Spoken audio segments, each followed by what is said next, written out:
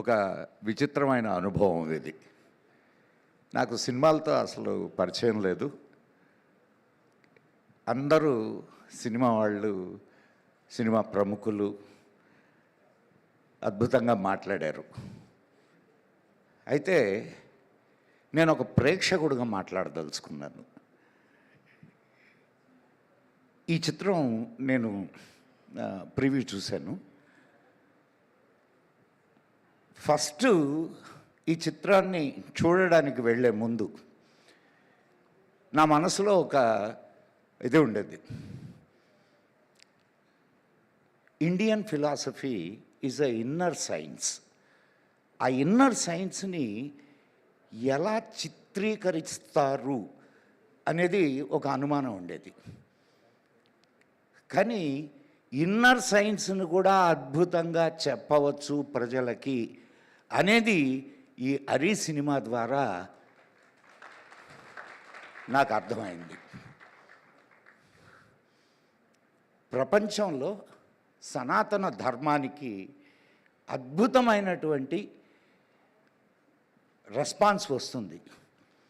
అటువంటి సమయంలో మన ఇండియన్ ఫిలాసఫీని ప్రజల దగ్గరికి తీసుకెళ్ళడానికి ఒక మంచి సబ్జెక్టుని ఎన్నుకొని దాని ద్వారా సనాతన ధర్మం యొక్క గొప్పతనాన్ని తెలియజేయడానికి ప్రయత్నించారు ఈ చిత్ర నిర్మాతలు కానివ్వండి. ఇది చాలా పెద్ద సాహసం అనే అనుకుంటున్నాను. ఎందుకంటే ఒక సామాన్య ప్రేక్షకుడుగా మాట్లాడుతున్నాను నేను. ప్రేక్షకుడు రిసీవ్ చేసుకోవాలి అని అంటే ఈనాడు చాలా చాలా మసాలాలు కావాల. కానీ దాన్ని ఫిలాసఫీతో, ఇండియన్ ఫిలాసఫీతో, కామ క్రోధ లోభ మోహ మదమాత్సర్యాలనే అరిషడ్ వర్గాలతో దీన్ని మేళవించి ఎమోషనల్ ఇంటెలిజెన్సీని ఎట్లా వాడుకోవాలి అని మామూలుగా మనకు పెద్ద ఈ పర్సనాలిటీ డెవలప్మెంట్ వాళ్ళు చెప్తూ ఉంటారు ఎమోషనల్ ఇంటెలిజెన్సీ గురించి. ఆ ఎమోషనల్ ఇంటెలిజెన్సీని మనం, ఇవన్నీ కూడా ప్రతి వ్యక్తిలో ఉండేవి. ఈ 6 గుణాలు ప్రతి వ్యక్తిలో ఉంటాయి.